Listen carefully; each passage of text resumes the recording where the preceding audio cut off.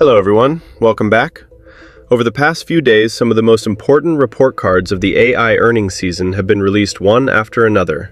Microsoft, Meta, Amazon, and Apple, 4 companies, 4 different results, and 4 different market reactions. The view we have repeatedly emphasized is being verified step by step. The AI trade is not over, but the valuation logic has changed. The market is no longer rewarding who spends the most money. It is starting to reward who can prove first that the money spent can be earned back. At the same time, marginal cooling in inflation and weaker than expected GDP have led the market to temporarily reduce its bets on rapid Fed rate hikes. In other words, the interest rate side has, for now, stopped adding further pressure to high valuation technology stocks. As a result, the probability of a systemic risk alarm being triggered in the short term has declined somewhat. But this does not mean the risk has disappeared. It only means that, for now, the market will shift more of its attention back to earnings quality, AI return on investment, and free cash flow. On July 30th, all 3 major U.S. stock indexes closed higher. The Nasdaq Composite jumped 2.78%, while the Philadelphia Semiconductor Index surged 8.19% in a single day. But it is important to note that this was not a simple, broad-based rally. It was a further round of differentiated pricing. Next, let us review the 4 stocks we focused on in the previous episode. 1. Microsoft passed the test, with its AI monetization path accepted by the market. First, let us look at Microsoft. Its earnings showed that Azure cloud revenue grew 43%, with annualized revenue exceeding $100 billion for the first time. Microsoft's answer to the market was clear. It is turning AI capital expenditure into revenue and cash flow. At least 9 brokerages raised their price targets for Microsoft, and 56 analysts have a consensus rating of strong buy, with a 12-month average price target of $561.58. Trading suggestions. Microsoft has broken above the previously defined $389 confirmation level.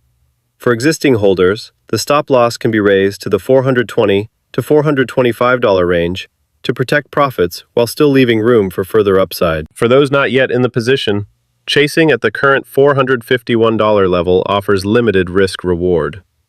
A more reasonable strategy is to wait for a pullback to $435 to $440, close to the July 30th opening price of $438, and then observe. Or wait for a high-volume breakout above $460, followed by a pullback confirmation. Upside targets, $470 to $480 in the short term, and $500 to $520 in the medium term.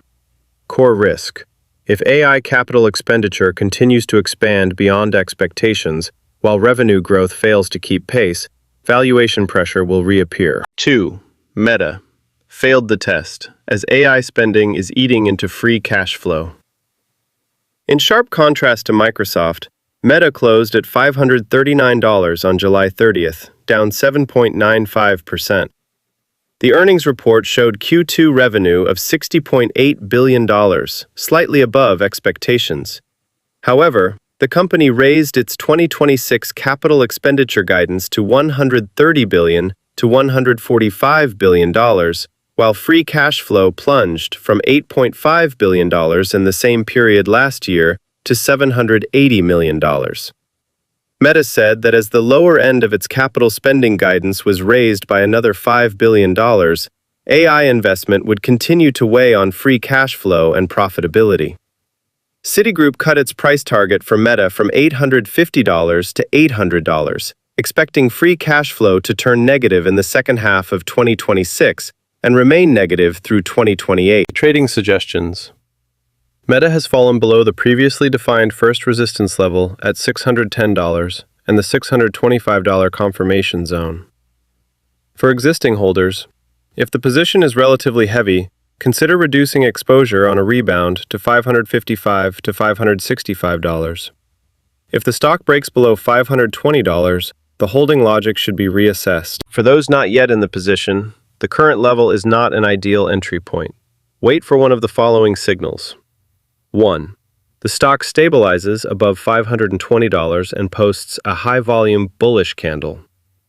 2. Management provides a clearer path to AI returns.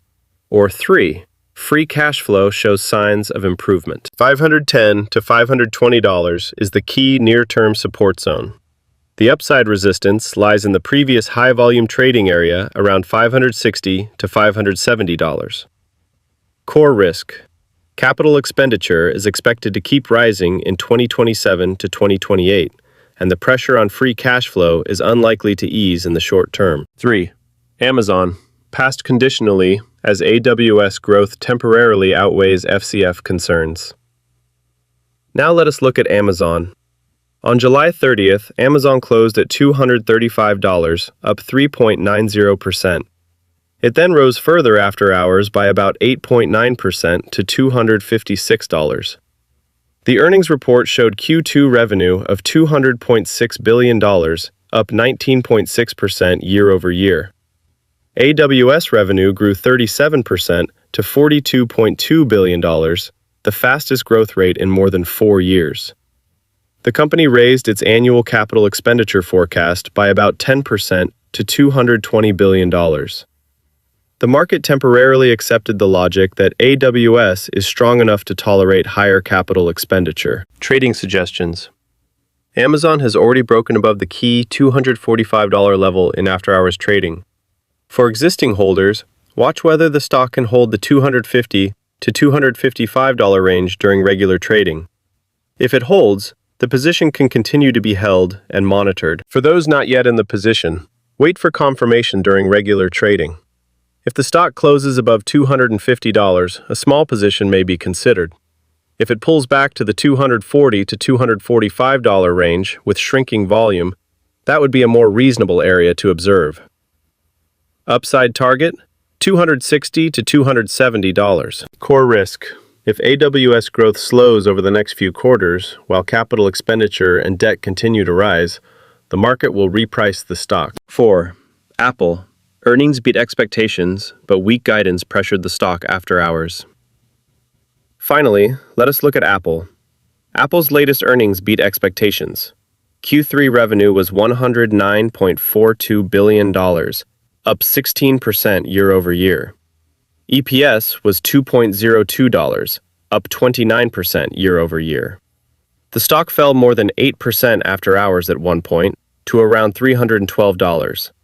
The core reason was that Q4 revenue guidance called for growth of only 9 to 11%, below the market expectation of more than 12%. Trading suggestions.